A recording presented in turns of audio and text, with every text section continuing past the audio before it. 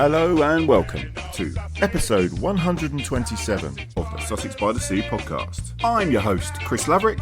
On episode 127, we have the return of friend of the show, Chris AGUTTER. Chris is now all settled in as manager at Vanarama National League South's Worthing. We talk how the Worthing move came about, his time at Hastings, and Worthing's good start this season. Then as ever, we have the SBTS Fan Roundtable. Enjoy, grassroots football fans. Now over to Chris AGUTTER. It gives me great pleasure to introduce episode 127 of the Sussex by the Sea podcast, and I've got the wonderful Worthing manager Chris AGUTTER back. Chris first come on this podcast in episode 7, which was about 4.5 years ago. Quickly on the hair, because he's just mentioned it off camera. The hair is looking fantastic, Chris. I love it. It's awesome. Anyway, we're going to start on the hair straight away. Yeah, only 4 haircuts left. I've got about 2 haircuts left. Oh, 2. Nice. It's a beautiful. That is what a trip to Turkey is all about, mate. That's all I'm going to say. Great to have you on, Aggie. It's fantastic. You're at Vanarama League South, Worthing, a great club. Where should we start? Let's talk about the half-decent start to the season. How do you feel you're settling in? It's been good fun. It's been a decent challenge. Obviously, the 6 games away from home to start the season was a challenge. Obviously, with the new stands being built at Woodside, just means that, like I said, we spent a lot of time on the road early doors. But I think if we got a game in hand, we win that. When we win that, we go in the playoffs and a couple of points off top. So it's been a decent start. It's one of the better starts I've made as well, because normally start of the season is always a little bit hit and miss as we're sort of trying to find our best way forwards. And to be fair, I think it's been pretty positive. Yeah, I mean, I've never known anything like it. 6 in a row away. Have you? I've never seen it in my life. I mean, what's that like? You never really been around the Worthing support before, so having that thing of being the new man, 6 games away, that must have been very strange. Yeah, there's been a few challenges, to be fair. But we try to view it as more of an opportunity to put points on the board, and from a set of really difficult away fixtures. And to be fair, we're running at just below 2 points per game at the minute, and I think that from an away record is experience tells me that's very good going. And when we put on top of that a decent home record, which we will no doubt have, I think it bodes really well. But yeah, it's just all new. It's like anything when you go into any new environment. There's things you've got to get used to and different ways of doing things. And you have your own set of challenges. But I just sort of try and view it all as an opportunity just to better myself and just try and embrace it, really. Yeah, I mean, what are those facilities like? Obviously, you've worked at Brighton, which vast, great facilities there. Yeah, Disneyland. Yeah, and then obviously at my club. And your ex-club Hastings, obviously, very different. And you did your best with whatever you had. How would you compare Worthing? What for someone who isn't a Worthing fan, how would you compare their facilities? What is it like? Like as you walk in the door Monday morning, what sort of options have you got? Like how you can plan your schedule. Well, I think the main thing is obviously the 3G pitch. We saw it last season at Hastings towards the back end of the year when the pitch essentially was worse for wear. It really impacted how we want to play, and even now it frustrates me thinking about it, because our away record, I think we won over 70% of games. So I think if we had a better surface at home, we probably would have got in the playoffs. That's my genuine belief. So those sorts of challenges we don't have to face at Worthing because of the 3G pitch. So that's the big one. Just the surface, really. I mean, the stadium itself, as I said earlier, there's a lot of work going on at the club, a lot of great work, new stand being put in.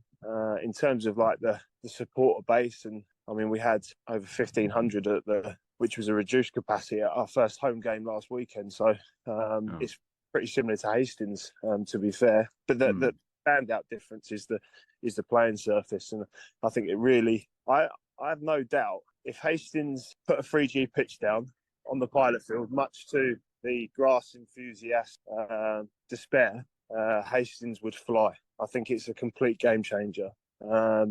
And obviously, having been involved at Hastings over on and off for sort of the best part of probably the last 10 years, it does make me think, if only like the previous owner, Darren, had just laid a 3G. Yeah. If they'd laid a 3G, I think they would have been in National League South by now. Just with the support of place and the size of the town, there's an awful lot of crossover between Worthing and Hastings in terms of the opportunities. But the big difference is the pitch. So that's more really a message to the current owners of Hastings: get a 3G down, and that'll be a game changer, I think. Yeah. So well, you're at Worthing. It's a fantastic opportunity that come your way. Yeah. When you first heard about it, I mean, how did they sell the club to you, Chris? What was it that they kind of, was there like a blueprint, like a 3 to 5 year plan sort of deal, or what was the way they sold it to you? They just sort of made it clear what their sort of ambitions are. Obviously, the people behind the scenes. I try not to sort of invest in clubs. It's more people. Yeah. And I sort of try and think, well, can I work with these guys? And that was one of the big things. Again, going back to Hastings, I loved about Hastings was the people behind the scenes are amazing. They're like the best. Like with Ben, Dean, Glyn, these guys, Mark Gall, Metin. They're brilliant people. So that was the first thing really. Is when I met with the owners of the football club, I thought, well, can I work with them? Irrelevant of sort of the ambitions and the expectations of the club, but you've got to invest in people really, and they're really good people. They're, as I said, very ambitious. They've invested an awful lot into the football club. I mean, George Dow's story is, I don't know how much you know about it, but his story is incredible. It's like genuinely inspirational. So that was the first big positive really, and like I said, they're very ambitious. The opportunity to work at a higher level. Yeah. They were sort of big positives, and again, going back to what we said, the facilities as well. That was a real frustration last year because I felt we had an opportunity at Hastings. We had an opportunity to go up, but obviously we made mistakes, but I do feel like there was a lot of stuff that was out of our control, which impacted us potentially finishing in the playoffs or not. And that situation with the ground and the surface at the football club, it wasn't going to change anytime soon. So I just thought, why not? I want to sort of test myself at the best level possible. Obviously, having worked in the football league, I got a taste for that, and I wanted to, I want to sort of strive for that again, but do it as a manager rather than as a coach. So it was sort of the first step really on that journey. But genuinely, it was up there with one of the most difficult decisions I've ever made. I can remember. So the offer or the interest from Worthing come about probably 3 months before the end of the season. But the actual offer in terms of the role came the day after the Senior Cup final. Oh God, don't mention that. So we spoke, but they were speaking to a number of candidates. Who were no doubt far better qualified than me for the role. And then, as I said, it was all sort of bubbling away. But equally, I was so focused and incredibly happy at Hastings. Even with a lot of the stuff that's been said over the past few months from supporters, which I don't think has been very kind in terms of like directed towards myself and stuff like that, I still love the football club and I love the supporters. And so when the offer come, it was a real Jesus, and it was, and in reality, it should have been straightforward. Yeah, because of the facilities, because of the people behind the scenes at Worthing, they're great people. Because of the level, because of the platform that it would sort of give me in terms of my own career and obviously my family and stuff like that. Should have been really straightforward, but it wasn't, and that was more a reflection of my sort of feeling towards Hastings. So it was a whirlwind sort of 48 hours, especially after the Senior Cup final, where it was a disappointing evening. Yeah, that's a way to. That's a way to say it. Disappointing evening. Yeah. We're human beings, Chris. It's, as you say, relationships you build at places, you can't fake it. So it's people would be mad if they say that when that offer come along, they wouldn't jump at it with if they're ambitious, which is what you should be. You should be ambitious anyway. But people say a lot of things. Yeah, I know, and yeah, I've got a lot better at ignoring a lot of stuff. But there's been some stuff has been really unfortunate, and you think, and these are people that I speak to face to face, and you then see the keyboard warriors, and I know with where I want to go, you've got to take those things on the chin, but I'm not a robot. Do you know what I mean? And genuinely, like, people can think, you don't love the club, and I genuinely have so much time for Hastings United Football Club. I don't think there's any other football club that I would have gone back to. I mean, I had, over the past sort of couple of years, I've had offers to get back in at first team level from academy football, and like I said, I was at Brighton, and as soon as the opportunity come to go back to Hastings, I couldn't get there quick enough, and that feeling, even though, as I said, I've had a few pelters, I know the real supporters, I think, appreciate what we've done there. And, as I said, that hasn't changed my sort of feeling towards the club and its supporters. And, I genuinely love it. Yeah, well, how we feel, Aggie. It's, it's a difficult one, isn't it? Because you're always going to get people that, to me, you may not like this, but like, to me, words are not violence. People say all sorts of things. It's just, you know what? I like it when they start speaking out, because it shows you that they don't know what they're on about. They end up saying 3 different things at once. They don't like this. They don't like that. They don't like this. And then they like, it's all, Anyway, they've just got nothing better to fucking do in their lives, mate. The thing is ultimately it's about winning games of football. Yeah. And my record at Hastings stands up against anyone's in terms of winning games. And perhaps some of the supporters are now starting to see what a job maybe we done last year, where with a group of players where we ended up getting close to competing with, or not just close to competing, we've competing with the best teams in that division. As I said, that's the beauty of football as well. Like, it's like beauty is in the eye of the beholder. Do you know what I mean? Like, what one person likes is something somebody else doesn't. This was one of the things about Worthing, is they have in terms of their beliefs on how football should be played, we're very aligned in terms of playing philosophy. So, there will be times at Hastings where obviously you get, because you pass it backwards, you get a little bit of stick for it.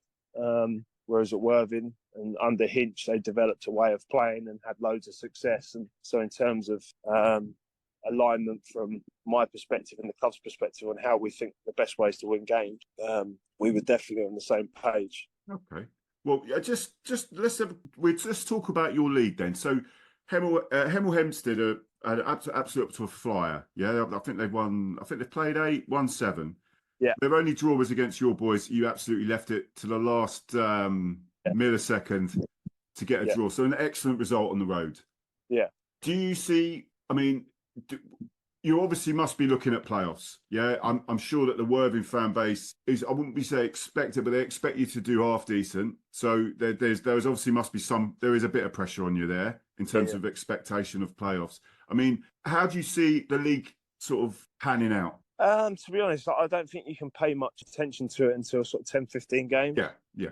And then I think it's you tend to get a decent sort of sample size, 6 to 10 games. But what I would say is there's some teams that haven't really played anyone, if I'm being honest. I think there will be 7 or 8 teams that will be up near the top of the division, and I think it's there for the taking across those 7 or 8 teams. I think it'll be really competitive. And what I would say is the teams that I think find themselves near the top end of the table now after 7 games perhaps haven't played some of the big hitters. And like you alluded to there, the points that Hemel Hempstead dropped come against us. And to be honest, we should have won the game. Really? We left it late. But it was only really the Truro game where we had a mad 12 minute where I sort of come away thinking, we didn't deserve to win that.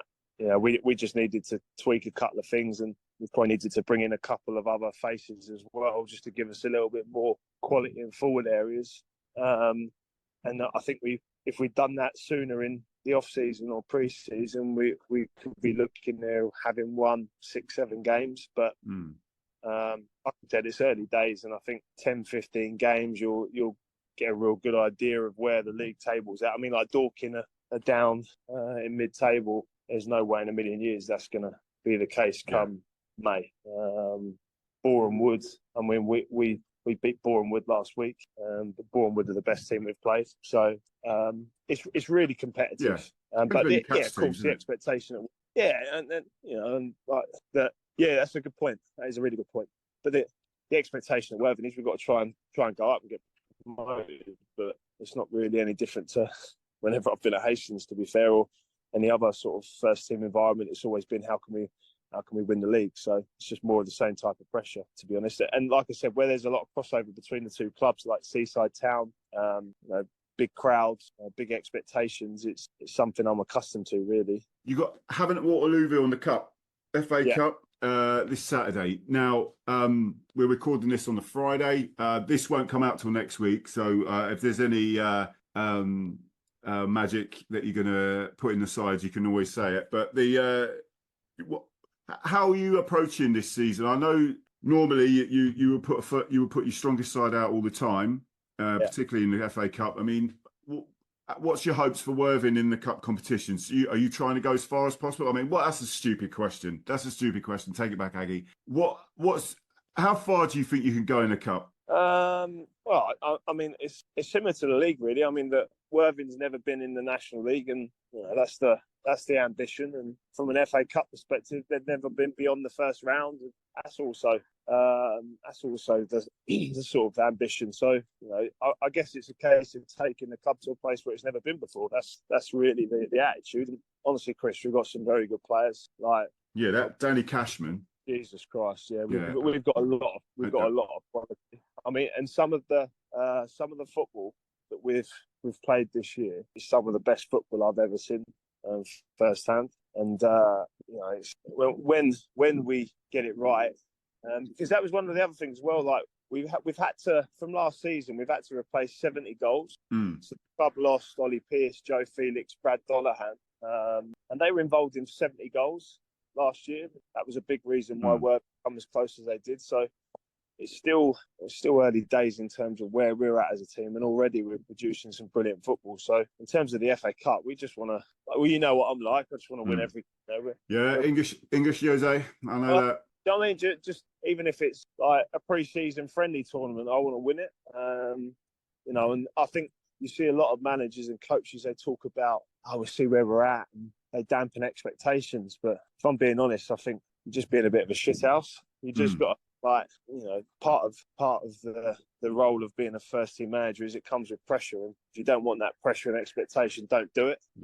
And for me, like all these conversations around don't get relegated and stay up and all that chat in August, you're like, come on, let's have a go. And we can't be afraid to sort of set high expectations and ambitions and have a go for it. Otherwise, what's the point? The importance of being process driven rather than outcome driven, because sometimes winning games can mask over the reality of the situation. And like I said, with that sample size, I think 6 to 10 games, you get an idea of where you're at. And because in theory, you see enough variables across those games to go, do you know what, we'll be all right. My challenge at Worthing a lot of the time is to not get in the players' way, because like you said with Cashman and co, they're brilliant players.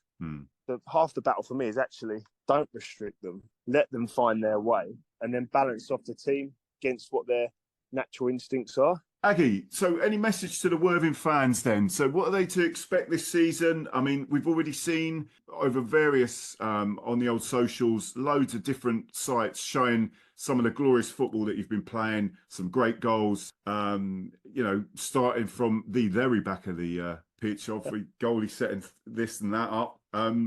What can they expect this season? I think it's going to be fun. I think it's going to be exciting. I think we'll win a lot of games. I mean, to be honest, hopefully more of the same, because I think, like I said, we've made a decent start, and we're playing in moments at the minute, but like you said, the moments are very, very, very exciting. The challenge for us is to turn those moments into spells, and that's when we'll start getting into a place where we're winning sort of 5, 6, 7, 8, 9, 10 games in a row. That's obviously the plan, and that we've seen more than enough in those moments to go, do you know what, with more time and group getting more familiar with each other. There's going to be more and more of those moments, and they'll turn into spells and spells into halves and halves into games. That's what we can expect. And yeah, like I said, we've lost 1 in 7, and like I said at the start of the podcast, if we win the game in hand, or when we win it, we'll be in touching distance of top spot. So, and the thing is, well, we're only going to get better. That's one thing that's always happened whenever I've worked with a group of players. It might sound a bit arrogant maybe, but they've always improved. We've never gone backwards, so, and we certainly don't intend to do that at Worthing. Oh, great stuff, Aggie. Thanks very much for your time, mate. Always a pleasure to talk to you. Good luck with your season as well. Maybe see you in the Sussex Cup. It's Brighton, isn't it? Yeah. Brighton. Sussex Senior Cup away at the Pilot Field. They just need to make sure they cut the grass for that game. I don't know what you're talking about. Oh, I know. Wait. I know. Wherever Ben White and Dean White is, as soon as, like, very clever. Leave the grass long for a base team like Worthing. Yeah. All right. No. Love you, Aggie. Take care, mate. And yeah, good luck with your season. Top man, Chris. And you, all the best to everyone as well.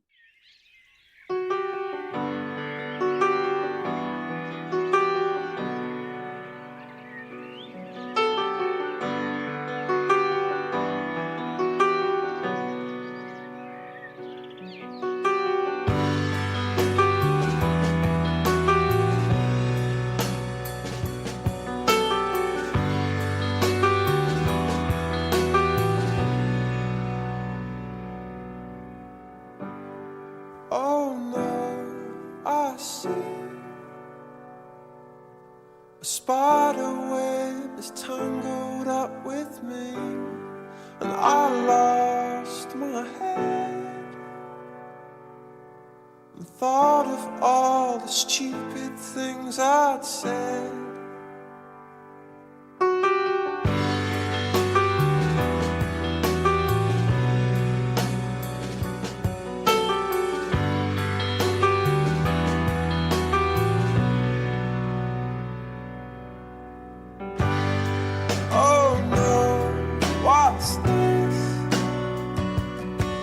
Spider web and I'm caught in the middle, so I turned around and thought of all the stupid things I'd done. And I never meant to cause you trouble, and I never meant to do you wrong. Oh, if I ever caused you trouble, oh no, I never meant to do you harm.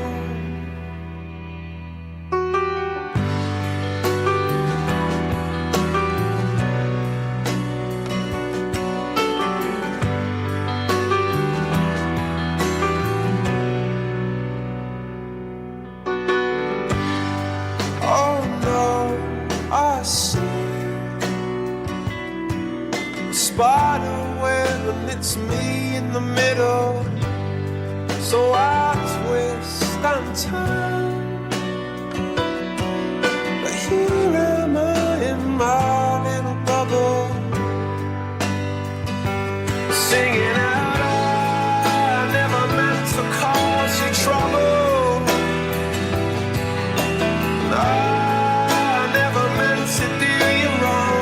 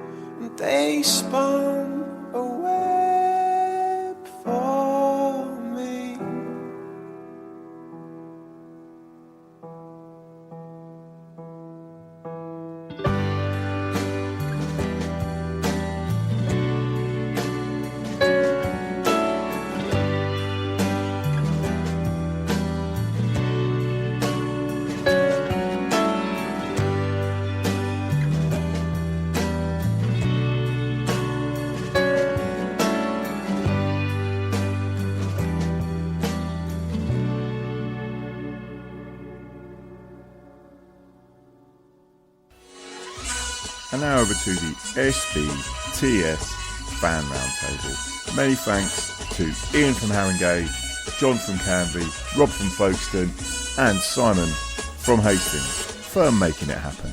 It gives me great pleasure to introduce episode 127 of the Sussex by the Sea Fan Roundtable. We've got a mix of fans on again. We've got the returning Ian HANAHOE, the loves his Haringey of the Isthmian North now. Isthmian North we are now. Yeah.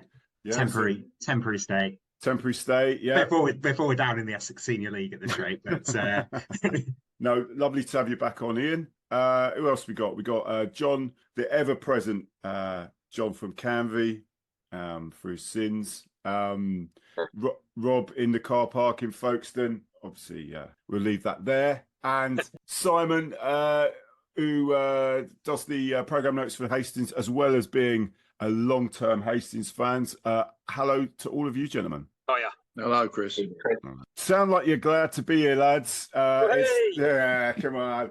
It's it's been a bit of a funny old few weeks since I last recorded. I think what we do is we go straight to Ian. Ian, life in the Isthmian North, it looks like it's been a little bit difficult for your boys. Yeah, I mean, it's been a real baptism of fire with like the first sort of, I mean, basically we've been to Essex about sort of 10 times in the last month. We played Brightlingsea away already, and home twice. We've played Redbridge away twice. We played Tilbury. We've played Basildon, and we've played Whittam twice as well. So it's sort of all the Essex team. I'm looking forward to a bit of a change sometimes. Some real cultural hotspots here. Yeah. Well, we've got Wroxham away, so that's ticking off a new county on Saturday. That's a nice one. And then Lowestoft in the next round of the cup. We actually we've sort of, our results have been a real sort of mixed bag. We've despite playing the same teams over and over again, we've managed to lose every game we've played in the league, and we've not lost the cup game yet. So we knocked Brightlingsea out of the cup after a replay. Beat them on, lost to them in the league. We beat Redbridge in the FA Trophy. Lost to them in the league. We also beat Benfleet in the FA Cup. So that's a new bit of Essex for us. But yeah, we're very well acquainted with Essex at the moment. Last night we knocked Whittam out of the FA Cup on away on a penalty shootout, which was unfortunately it was a dreadful game. Like we sort of bundled a goal in the 68th minute or something. Whittam went down to 10 men with about 5 minutes left. They then probably equalised, and it went to a penalty shootout. And the extra time was just a comedy of misplaced passes by both sides. Fortunately, the Whittam player, the last one to take his penalty, he was actually really good during the game. Took a stupid long run up and skied his penalty, and it was like you could tell when he was taking the stupid run up. It was coming. I'm pretty like, if I was coaching a team that's about to take penalties, I would be like, don't care where you put it, just do a normal run up. Nobody could judge you if you've done a normal run up. Yeah, wow. And what's with Haringey? Has there been? Well, I presume since you've been relegated from the Prem, what has there been a big turnover of players? Is any of the core stayed? How's it been? I mean, we still got sort of George Aresti, George Sambu. Tosin Olufemi is back. We've got a few players sort of stepping up from the under-23s. We've got a few players. So New Salamis folded, and last summer they folded their senior section, and they were Isthmian North. So a few of their players have joined us. So we've got Joe Waite and Tommy Boxer, and also the evergreen Derek Asamoah, who when we scored when we beat Benfleet 5-1, I think 6-1, I can't remember. But I think the last time we'd sort of scored five against away from home was 2017 when we beat Cheshunt, when we were the last season previously that we were in the Isthmian North, and Derek Asamoah played in that game too. And I sort of remember him joining us that season, sort of, seeing out his career in the Isthmian North. And I just love the fact that he's sort of seeing out his career in the Isthmian North has lasted 7 years. I think last season he was playing alongside his son, and his son is now a journeyman League One player. Well, thanks for that, Ian. Let's go over to Rob, who's texting on his phone. Rob, talk to me about Folkestone last few weeks. Well, we weren't playing last weekend because we went out the cup. So since we played your boys, we had Ramsgate away in the cup, FA Cup. We started quite badly because we went down to 10 men again after 10 minutes, and they're a good side anyway, and we didn't play too badly really. They sort of punished us for having 10 men, good side, and we pushed to get back in the game, scored a goal, made it 2-1, and then throwing caution to the wind, we then conceded a third goal just because it was all in the cup. You just go for it, don't you? If you've got in that position. So towards the end of the game, really pushing, and we just conceded the third. So that was disappointing. It's the red cards really that are doing us at the minute. The discipline in the team, like the Ramsgate game, our centre half pulled back their winger, and it was sort of 10 minutes into the game. You're just thinking, just let him go through and have a go on goal, but he didn't. He rush of blood to the head, and he took him out. So anyway, and then we had Billericay, and another red card in the game, and we lost 3-0. Don't know if you've seen it's been going around. It sort of went viral. Tom Derry and one of their players, and the goalkeeper. Yeah. The goalkeeper was playing pig in the middle. They were playing pig in the middle with him, and he just he reacted. Silly decision really, and he said it's his first red card in his career, I believe. So so really not much has been going on because we were out the cup, so we've missed the football for a little bit. But we got Hendon this weekend at home. I was going to say that's I wouldn't say it's a must win because it's too early in the season, but it would be bloody handy if you won it, wouldn't it? Yeah, it isn't. All the way from the middle section. We need to pick up some home form. We need to get the home form going because obviously lost to Billericay, lost to Cray at home, Cray Valley. The home form, we need to get that going really. If you're going to make a serious fist of it, you have to get your home form right, don't you? So and we haven't had that yet. So apart from that, it's been pretty quiet because obviously no football weekend just gone. Yeah, I mean, in terms of your team though, yes, the discipline's been poor by the sounds. Well, it has been. But how have you actually played? I mean, have they kind of, has you set a marker down this season? Like, I mean, you sort of on the front foot football, or I mean, I think so. I think the scoreline against Billericay 3-0, as that was a really harsh scoreline, I thought. But their manager said as much. He said he thought 3-0 flattered them, but we've been playing quite well in all our games. Really, we have been playing well. We played really well against Cray Valley when we went down to 10. Actually, we went down to 9 against Cray Valley, and we should have won the game. Yeah. We should have won the game. But so we've been playing some good stuff. It's been decent to watch. We need to keep 11 men on the pitch to have a real go at it. Thanks, Rob. Right, let's move on to John. Talking of playing well, John, it's not started too well this season, mate. But still cup run still, but not looking good in the league. Give us your rundown, mate. Yeah, so I guess it's been chalk and cheese really between the cup and the league. I mean, even in the cup, really, there's been a couple of hard encounters. I think when we talked last, obviously we knocked that MK Irish out. Had a Folkestone last round, who are a good, well-drilled little side, got a lot of firepower up front, but somehow they must have forgot their shooting boots that day. We had our keeper. Saving penalties was what he got known for. That was the first time he was with us, and he was repeating his antics, especially in the cup. So that kept us in it at half time at the weekend. And then, the wonder boy, Finley Durrell, got his brace. So takes us through the next round. And I won't say anything in the cup's winnable because anything can happen in the cup. But it's a generous tie. At Biggleswade, they're a league below. Not particularly setting the world alight in their league either. So it's a carrot there to get fourth qualifying round. And, from there, see you draw, you either get one of the big dogs or you get a chance of getting the first round proper. But the league, the league's been a struggle. It's so frustrating really because there's been points in games. I can't really say I can look at any game this season that we've been absolutely rolled over or we've played abysmally. We've always had the moments in it. I mean, Dulwich, our last league game, prime example. I think we probably didn't start the game very well.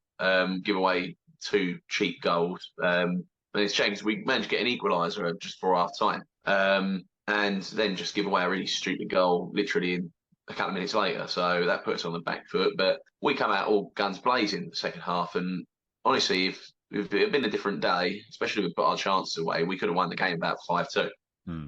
But yeah, it's just how easy you don't take those chances, then it comes back to bite you. And yeah, I think we spoke on refereeing controversies last time. God, this was terrible. I mean, our manager certainly wasn't a fan of the man after the match. Wouldn't even shake his hand. But their third goal, considering their players making hand of God jokes about it, you can see our lot were aggrieved. But that's just a thing, isn't it? We got to take advantage when we've got the upper hand in games and stop giving away stupid goals. Really, that's our crux of our issue at the moment. Doesn't get any easier. We've got to chat them away at the weekends, and yeah, I think I still get PTSD here in Depeche Mode about the last time I went there. So it's hopefully we turn in a better performance. They haven't started that particularly brilliant either. They seem to be. No, they haven't, and they're a side with a lot of money. That is exactly it, yeah, and we're a side with no money. So, but yeah, we'll see what happens. Obviously that cup one afterwards, and then, it'll be a big October sort of coming up. But yeah, I'm hoping it will click soon, but we've got to start gaining ground. Otherwise, it's going to be playing catch up, and that's never good, especially when you go into a long winter with a lot of postponements and crap like that, Yeah, they haven't started up yet, have they? They will be, more the cup-related ones. I mean, at least I'm quite glad the 2 rounds we've gotten through in, both of the sides we were meant to be playing were at AGGIE. So it's a case of them coming to us rather than taking trips to South London on a Tuesday night. So, yeah. True. Well, I think it's really hard to build momentum at this stage in the season, because you've got League, Cup, League, Trophy, League, and the games just don't seem to.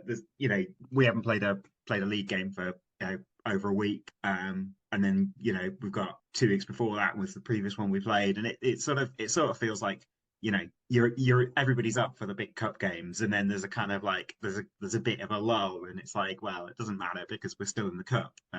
No, exactly that. I mean, we've only got the 1 win to our name in the league so far, and literally the week after we got it, we couldn't really build on it because we were straight in the cup duties. So yeah, it's just, they say, how you measure that out really at this point in the season. But it's a long way to go. I'm trying to keep the optimism at the moment. But yeah, I'd rather we actually turned in one of these good performances and come away with something rather than thinking, well, at least we played well. I'd rather say, yeah, take the points. Play crap, take the points. Well, yeah, John, I'll take that playing well, because I don't think we've looked good all season. So I'm going to go over to Simon. Simon, do you want to talk Hastings? Well, we both have a little go at it, but yeah. Were you at the cup game? Yeah, I've managed to get to all the games. When I come over for a few weeks, I always get to all the games I can. Oof. I'm afraid I just don't get this FA Cup business. I think the FA Cup has become so devalued in the last few years. I mean, this bloody nonsense of playing the semi-finals at Wembley, all that they came up with a few years ago, and now they're messing around with replays. Hang on, Simon. Let's not get ahead of ourselves. Let's not think semi-final already, mate. No. Just an example of how they've chopped and changed with the competition. Yeah, and of course they're still doing it now. We know what they're doing with the trophy. Like after 90 minutes. Was it straight to penalties after 90 minutes? And that's it, isn't it? Well, that's for me, that is devaluing the competition. And in any case, for me, the league is what really matters. And we started off all right. We're probably a little bit lucky beating Horsham, who shot themselves in the foot, but we played all right. Whitehall, yeah, okay. Scraped a 1-0 at their place. We just haven't got going yet. We've had 2. I've watched 7 games, is it? And I think we've played well on 2 occasions. We played well against Bognor for about 20 minutes in the second half, and we played well against Folkestone. in the second half for about 20 minutes after we got back into the game. But other than that, we just haven't got going yet. And the game at Hashtag, well, that was shocking. I know it's difficult for you getting to games, Chris, because you've inherited my thing about working on the railway, and that does get in the way, doesn't it? Hashtag was. We actually I missed that one. Yep. Well, we played reasonably well in the first half. Actually, we actually put in a decent first half, 20 odd minutes, and then we didn't mark up properly and conceded a goal, and then we let another one in with much the same defects just on half time. So we went in 2-0 down at half time. The second half was a bloody disaster. I mean, Duquesne got sent off for 2 yellow cards. Both times he appeared to slip on this 3G surface. And then Tom Howard, the lad that we signed from Eastbourne, who I thought actually looked quite good, he got a straight red for one of those last man challenges, you know? So it's just frustrating. And you go down to 9 men, and when you're going to concede again. And all right, we won on Saturday in the cup. And that's against the team 2 leagues below us. And well, you were there, Chris. That took a special free kick to win it in the 95th minute. You know? Yeah. I mean, from my point of view, Simon. I mean, again, I think we're shipping goals. We don't look solid at the back. It does look like a disjointed team. Like we really made hard work of Harefield. We were really there for the taking, and because Harefield have beat Lewis. I don't know how they managed to beat Lewis. Who obviously have started off well this season. They came for a draw, and we were, you know, I mean, we've all been there, boys, where your team's struggling, and you think, oh Christ, this could be a bad defeat, and they didn't go at us. And luckily, the only person who's going to get a goal for Hastings is David. League top scorer last season. I just add that. Highlight of our season, and it looks like he's the only one who's ever going to get a shot on goal, let alone a goal. So, it's I'll be very happy with mid-table, Simon, this season, mate. Yeah. Well, the way it's going, but right now, I wouldn't be bothered if we were out the cup, but had an extra 5 points in the league table. For me, that's always comes first. The 2 years that we had really good cup runs, we got bloody relegated. I know. And that was when Sean Ray was there, wasn't it? Huh? That's when Sean Ray was there, wasn't it? Yeah. Oh, Sean Ray's the coach at the moment. I don't want Sean to lose his job, by the way. Sorry, that sounds a bit wrong, but the cup it does nothing for me. But let's wait. Well, we ain't got any money. We're skint, Simon. The other boys say. I'd be interested to see what the other boys say about it, because we're all in the same boat tonight, by the sound of it. Not doing so well in the league, but keep going in the cup, or mostly. I think Folkestone are out now. But what's your priority? You know, what is the priority? I mean, people like to say they don't care about the cup, but once if you get to the first round and you're on telly and the BBC come down and even if you're just sort of at the draw or whatever, and it's a really sort of big exciting occasion, and actually that's the sort of thing that kind of galvanizes a club, like draws loads of new people in who might not have like come down before. I mean, I think it's a massive thing, and I think that like you can dismiss it at your leisure, because at your peril, because it's like if beating, I don't know, Cray Valley Paper Mills in the league might get you 3 extra points, but it doesn't excite people as much as a first round or even fourth qualifying round FA Cup tie. It's if you win again, who have you got in the next round? Oh, Hastings. We got Cray. We got Cray. Cray. Beat them. Cray Wanderers. If you beat them and draw Southend, Southend at home or something like that. It's only because, Ian, the last time we went on a great cup run, we got ridiculously relegated. I mean, we weren't just relegated; it was an absolute. It was chalk and cheese season. Yeah. So that's the only we're very, but we all love a cup run, really. But it's just I'm feeling the vibes of. Anyway, I shouldn't say that too much. Go on, John, please. Yeah, I was going to say, I guess it's just how you manage it, really. I mean, you can see the good it can do for the clubs. I mean, you only had to look at obviously Horsham, Cray Valley last year, got 2 really good cup runs, big financial incentive out of it as well, and it's boosted them really. So it's taking that and moving forward with it. See how you run with it after. But like you say, is it a case of you sacrifice early league form, maybe leave yourself out of contention if you are one of the clubs chasing promotion? So yeah, I guess it's going to say just managing your priorities, but everyone wants that glory of a first round tie. Even though the FA, as you baked up, probably started to do value it now, especially scrapping the replays after the first round. It's still, I think for clubs at our level, it's still a massive incentive to get that. It's a day in the sun. And as I say, with us, if we get through against Biggleswade, I'm not counting my chickens yet. That is mission number one. But the carrot is there to either draw, as you say, one of the big dogs to Southend United or like Eastleigh or something like that. One of the clubs in the south, it will still be now, or make that first round proper. And you never know, because anywhere from Carlisle down to Plymouth, it's open, and it'd be a good day for the club certainly. But mission one at the moment is just try and get some form together. All right, Ed. Rob, you got anything to say, mate?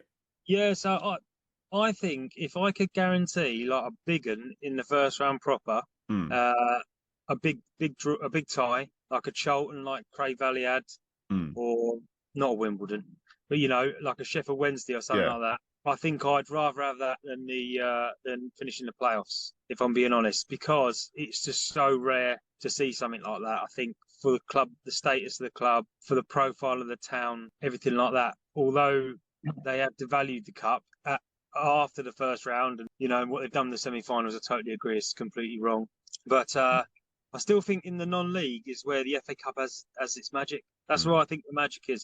I think it's there, and to have that day in the sun, I think would be if we had a bit of a naff season one year and just finished, I don't know, not relegated, but I'd rather get in that first round against a big Ed than finishing the playoffs this season. I was really, it took a week to get over that cup run, that cup defeat to Ramsgate, just because to go out of the first hurdle, it was a difficult tie, but it was gutting, because you have such high hopes for the cup, and you just never know. You're lucky if you get through. If you have favourable ties, a few good performances, get into that first round, which I've only ever seen us do once. We played Chester, I think, away. That's the one for me, definitely. But I've got money on you lot going up, so I don't want you not going in the playoffs. I want you. Okay, mate. Although it's looking a little bit hairy at the moment, but it is still early days. Early days, mate. Early days. I know I'm in a minority on this cup thing. I've always had to accept that most people don't agree with what I say about it. But it's just frustrating making progress in one competition, but struggling in another one. And it just, for me, it doesn't make any sense. We do well this Saturday, and then the following Saturday, when we're playing in a different competition, when we're after league points, we're really struggling. It doesn't. But having said that, Chris, we haven't played that well in the two cup games either, really, have we? No, but that was lower league opposition, is what I would say. Well, that doesn't. Red Hill were a decent. I thought Red Hill were a decent side. I thought they were better than Harefield. I think Harefield just ran out of steam in the second half because we stretched them out quite a bit, but. We just need to get some continuity. We just need to get some continuity at the back. Get those centre halves sorted out, and we'll be getting there and get someone else scoring goals apart from David, of course. Yeah, well, we'll see. Obviously, we got Lewis. Yeah, that is going to be a toughie. Normally I'd be very confident, but I'm not. So Can you make that one, Chris? Can you be there for that? Well, I'm on nights, but I'll come along. Hopefully it won't be like what it's been like. I won't fall asleep in the stands. Hopefully it's going to be a good one. Yeah. So I feel your pain, mate. I used to have to do all that. I know what it's like. Don't know. People will start going on about the pay increase. I don't want to get any grief for being a railway worker. No, you're all right. Yeah. You got my support. You know that. Yeah. But well, listen, lads, thanks. Hopefully sort this out for the next couple of weeks. Lovely having you all on. Have lovely evenings. Hopefully see you at a game at some point. Ian, John, Rob, Simon, take care. Wonderful evenings and good luck with your games, yeah? Cheers. That's it for this episode, SBTS fans. If you want to get in contact with this podcast, please email us on sbtspod@gmail.com. The Twitter, which is sbtspod. Otherwise, go to the YouTube. Over 4 years of content on there. There's so many other ways to listen. however you get your podcasts. We're on all platforms, or go to the link tree, which is SBTS Podcast, and subscribe. It's all free. Remember, get yourselves to a game and support local football, whoever and wherever you're watching. And apart from that, see you at the game.